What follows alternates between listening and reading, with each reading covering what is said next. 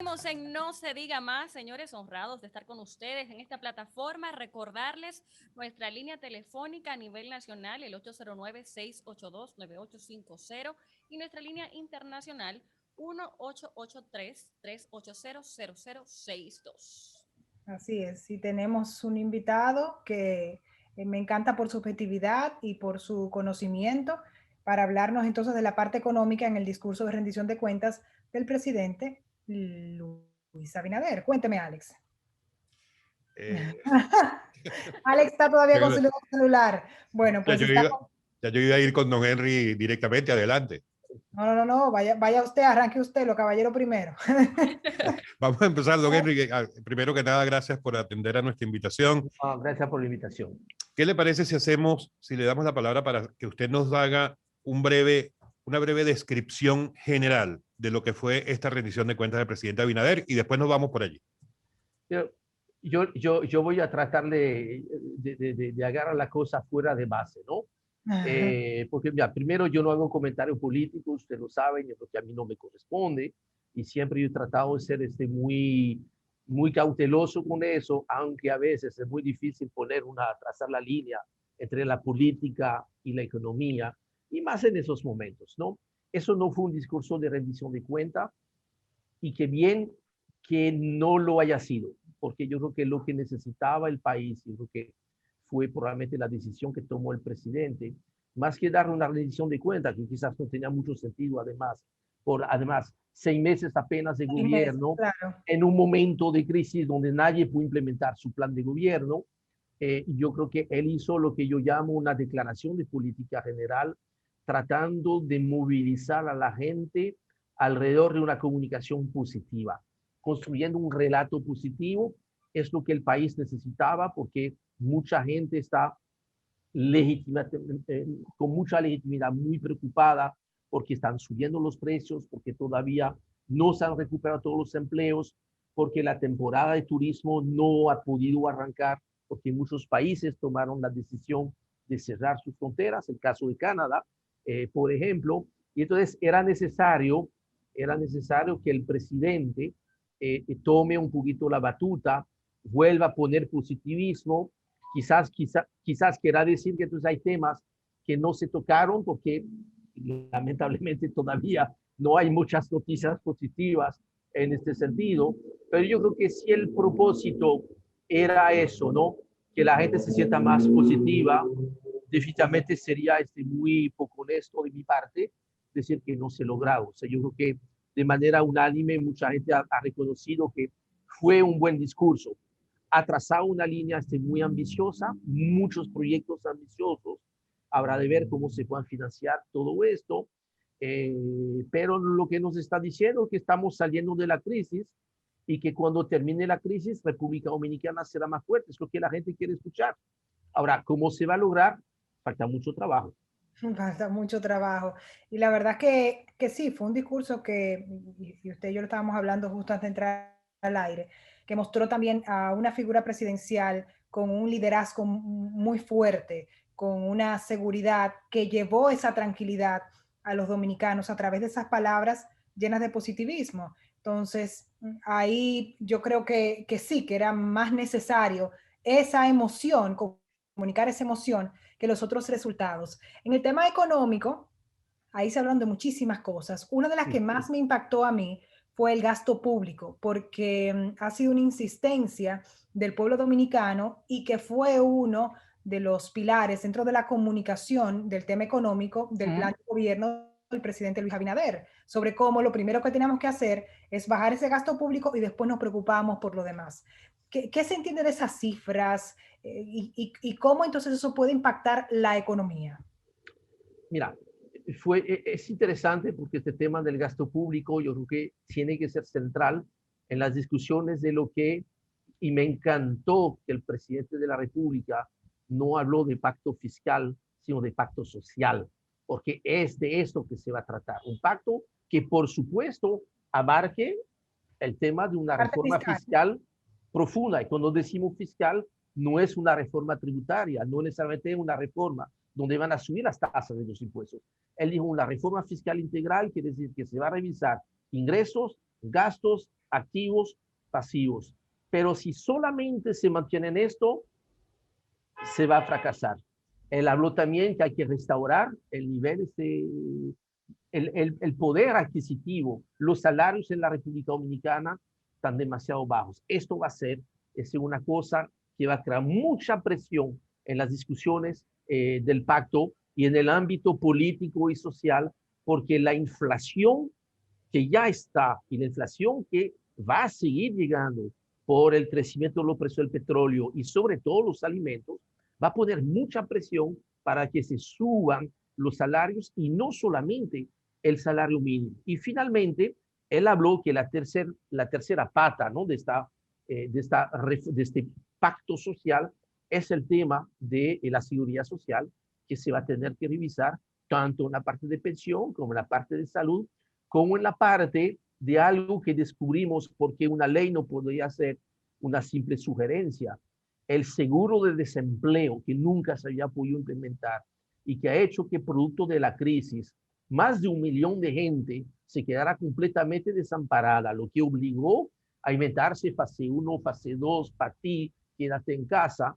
Es ahora que se tiene que revisar todo eso. Y yo creo que el presidente tiene muy claro eso, quizás no tan claro toda la gente que está alrededor, es que nos queda solamente este año y nos queda muy poco tiempo para dar esos cambios. Por eso, yo creo que cuando él habló de un pacto social, no lo podemos vincular con el tema del pacto eléctrico, donde se tomaron años y años y años para finalmente firmar un documento con el cual muy poca gente se siente satisfecha, y que yo creo que este liderazgo que mostró el presidente lo va a tener que utilizar de aquí a mitad de año para decir, mire, señores, ya no hay más tiempo.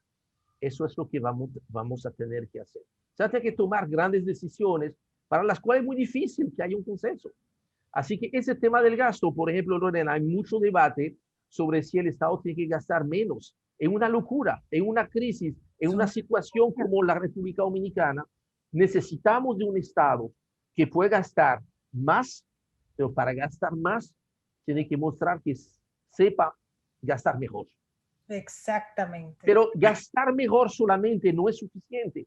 Se necesita tener más dinero. Te doy nada más un ejemplo, el caso del sector salud. El presidente mencionó que se está incrementando el gasto de salud. Sí, fabuloso, pero apenas estamos llegando a la mitad de lo que está contemplado en la Ley de Estrategia Nacional de Salud, y hemos visto por qué era importante lograr incrementar el gasto de salud para que el día cuando lamentablemente se presenta una crisis como esta del COVID, pues tengamos las condiciones que necesita la gente. No es posible que un país como la República Dominicana, que ha alcanzado tanto crecimiento económico, la situación de salud de una provincia, por ejemplo, la provincia de Santo Domingo, es la provincia que tiene los peores indicadores de salud de las 32 provincias del país. No hay razón, no hay justificación y ya no hay más excusa. Entonces, esta reforma es ahora, pues simplemente tendríamos nuevamente un fracaso. Y yo no creo que tenemos el lujo de fracasar. Don Henry, uno de los anuncios que hizo el presidente en su alocución del sábado, que más aplausos, diría yo, mereció, fue el anuncio de un proyecto de reforma a la ley de hidrocarburos, cuando hablaba el presidente del tema de los combustibles. ¿Qué tan? Porque hay voces que dicen que no, que el cálculo del precio de los combustibles no depende de la ley, que es más de la discrecionalidad de un ministro o de un presidente. ¿Cómo usted lo ve? Y en todo caso, si esa es una posible solución para que los precios de los hidrocarburos o de los combustibles que se usan en el país sean más accesibles a la población. Mira, ahí nos vamos para lo profundo, ¿no?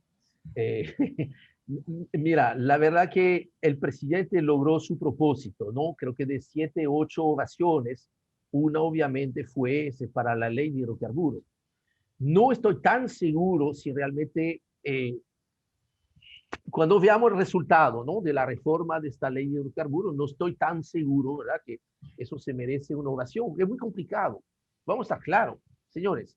Al igual que en todos los países del mundo, nos guste o no, y que nos guste o no es perfectamente irrelevante, los hidrocarburos permiten recaudar en el presupuesto de este año 75.000 millones de pesos. Para que tengamos una idea, debe ser uno de los pocos países del mundo donde los hidrocarburos logran recaudar 2 veces más de lo que se recauda a través del impuesto a la renta a las personas. 65.000 millones de pesos. Obviamente, y estamos muy claros, los combustibles en República Dominicana cuestan más que en Centroamérica por una sola razón, porque se cobran altos impuestos. Eso es verdad. Sí, claro. Entonces, lo más fácil es, y con eso también me voy a merecer una ovación, vamos a bajar los impuestos a los combustibles, fabuloso. Pero entonces, ¿a quién se lo vamos a cobrar? Impuesto? Porque mira, proponer un cambio en el tema, si el cambio a la ley 112-00, que básicamente es una ley de impuesto a los hidrocarburos, más que una ley de cómo se calcula el precio y esto, es una ley que fija el tema de los impuestos. Hay muchas situaciones. Los impuestos descansan principalmente sobre las gasolinas, la premium y la regular. Este fin de semana, cuando ustedes compran gasolina premium, ustedes pagan 90 pesos solamente por cada galón de gasolina, casi el impuesto es más que lo que vale la gasolina, ¿no? Bajar el impuesto a la gasolina premium pudiese ser, si vamos a la filosofía de los impuestos a los combustibles, ¿qué es lo que se debe hacer? Básicamente es la combinación de 2 cosas. Ponerle un impuesto al poder calorífico que representa el combustible, que eso es lo justo, y 2, combinarlo con cuanto más sucio es un combustible, cuanto más contamina, entonces más impuestos se le ponen. Hasta ahí todo el mundo está de acuerdo, pero nadie va a estar de acuerdo con el resultado, porque el resultado sería que entonces habría que cobrar más impuesto al gasoil que a la gasolina, porque el gasoil es altamente contaminante. Ahí usted ve que como, mira, puede ser muy bonita toda la discusión, la realidad es que el resultado no es fácil. El caso del GLP es completamente normal y justo pensar que hay que proteger a los hogares más pobres, que es básicamente el GLP que se usa en la estufa, en la cocina. Bien, eso es lógico y para eso existe el programa del bono gas. Ahora, uno de los impuestos principales, que es el impuesto fijado por la ley 112-00, no se cobra al GLP.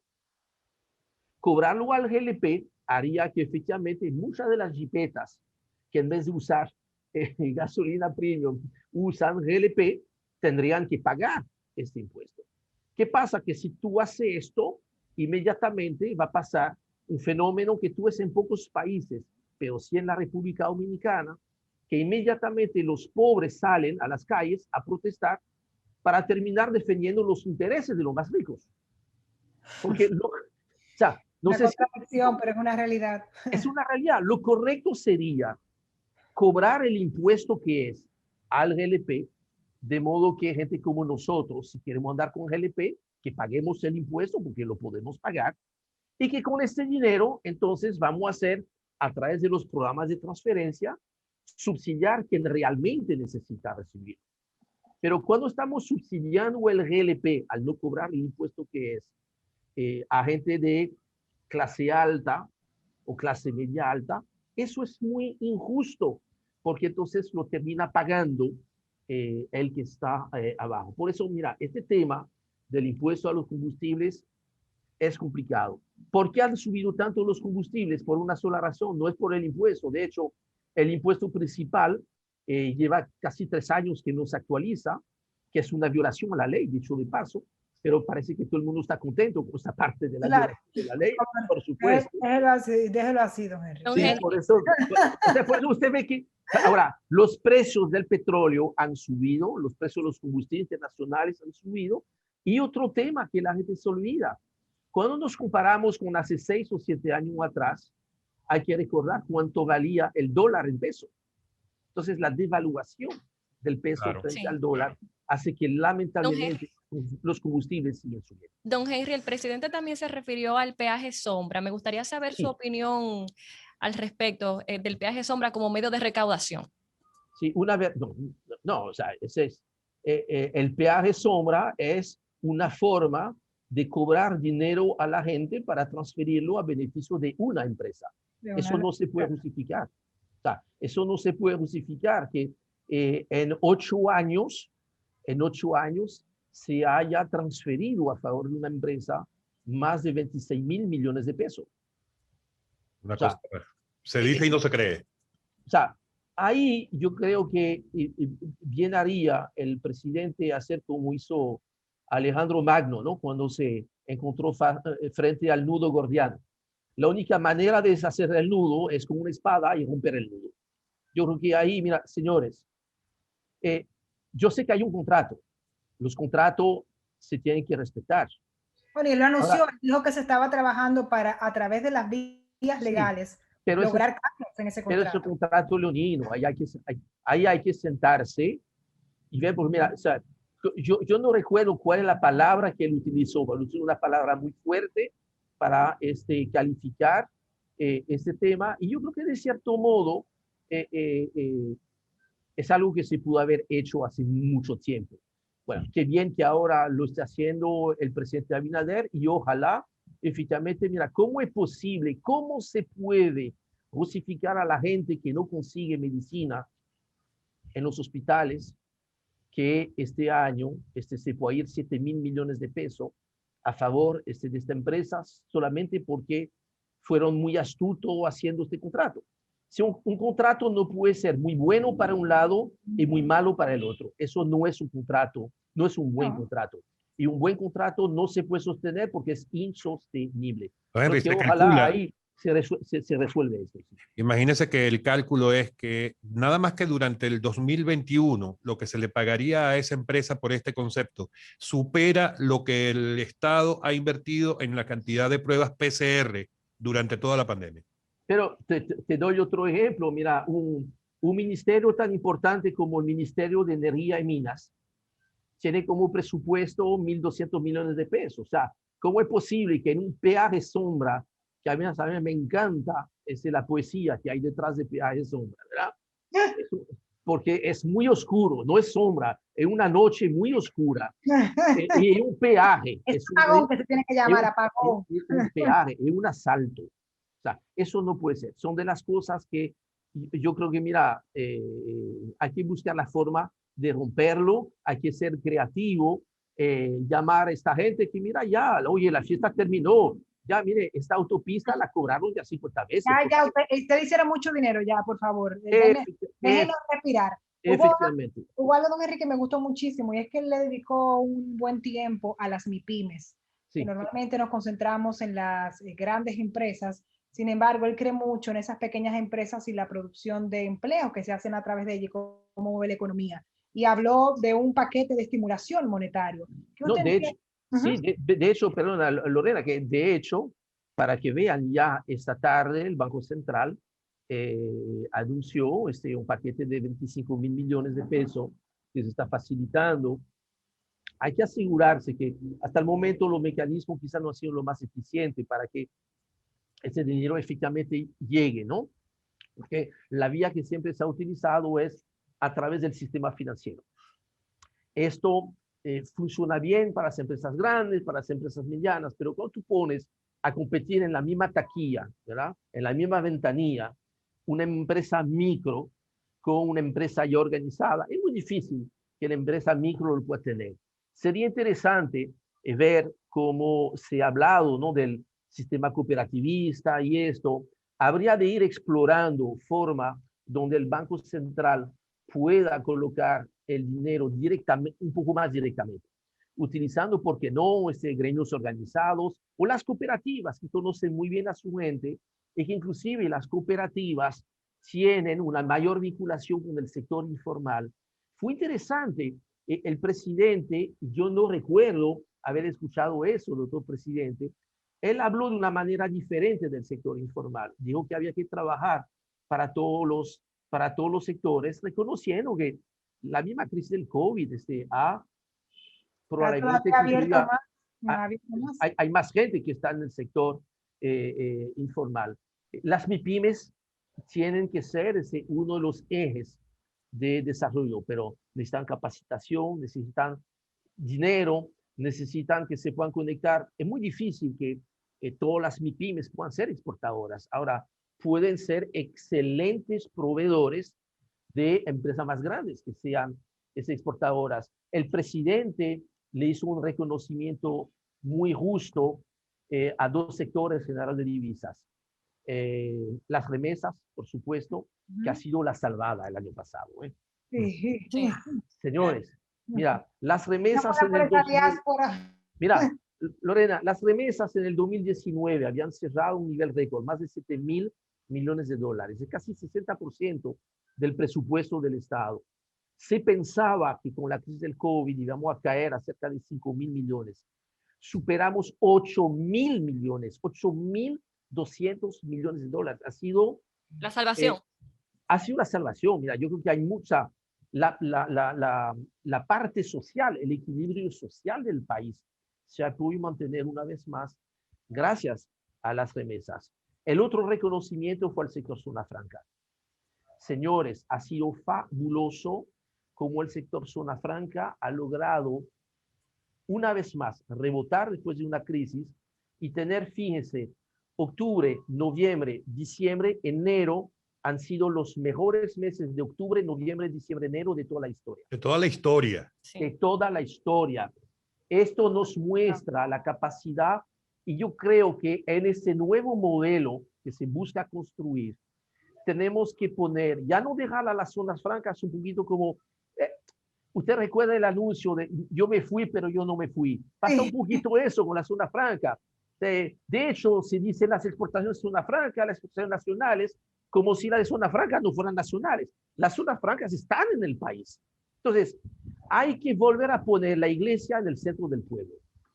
Hay que poner los parques industriales de las zonas francas como el centro de todo el nuevo dispositivo industrial y hacer que sea esta locomotora que no vamos a tener en los próximos 2 años todavía con el turismo.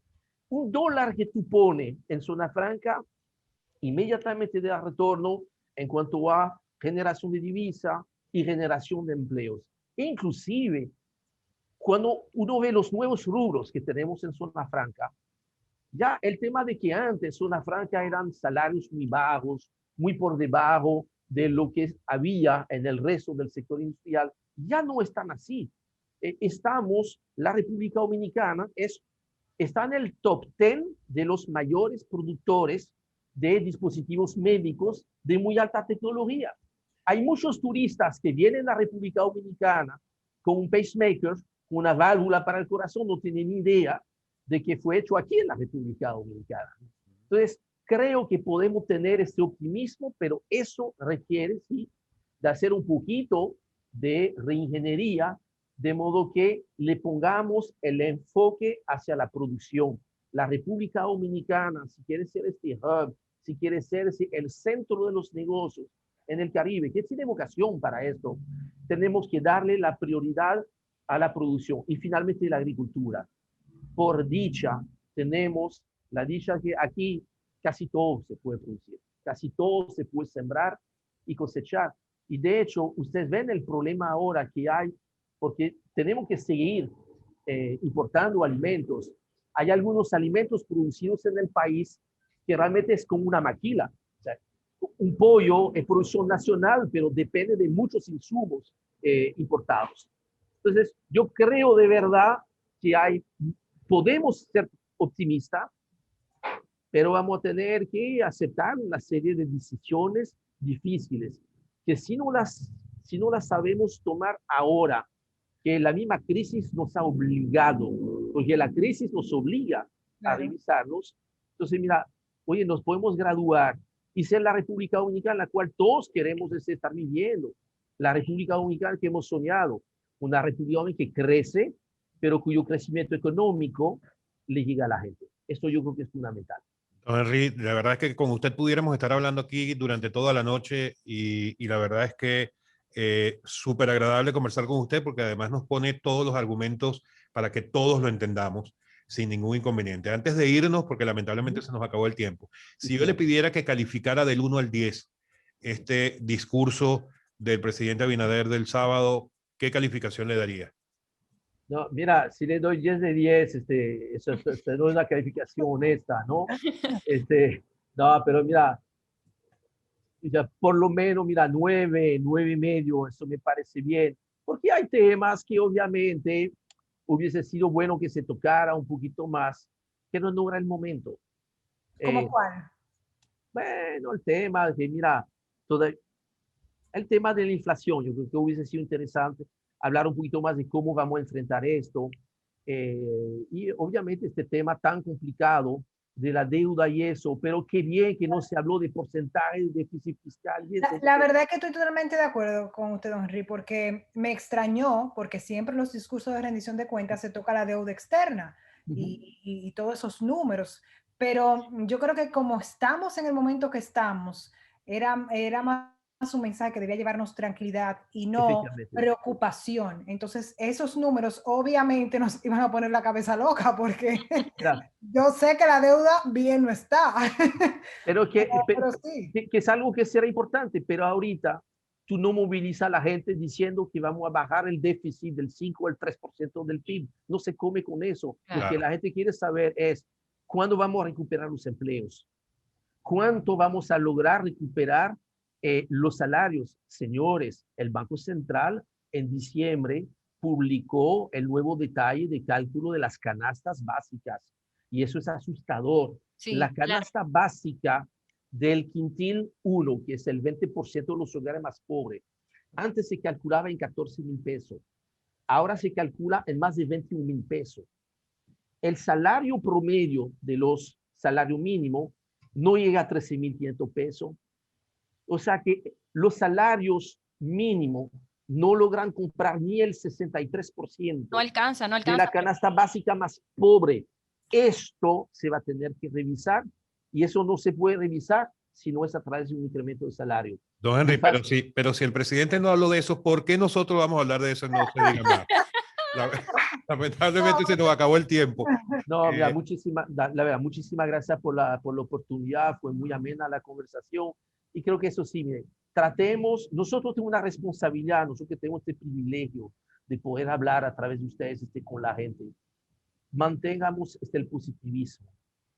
Tenemos que seguir siendo positivo porque hay la capacidad de salir adelante. Mire, el esfuerzo que están haciendo mucha gente que no tiene las condiciones que tenemos nosotros, que no tienen los recursos de nosotros.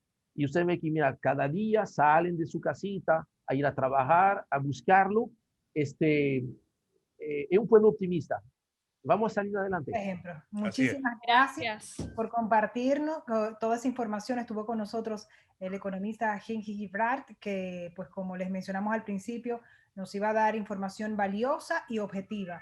Es lo más importante para este espacio. Así que, don Henry, gracias por estar con nosotros. Gracias a todo el equipo. Gracias. Un abrazo. Bye, bye. Entonces, Lorena, Chao. Marina. No se diga más. No se diga más.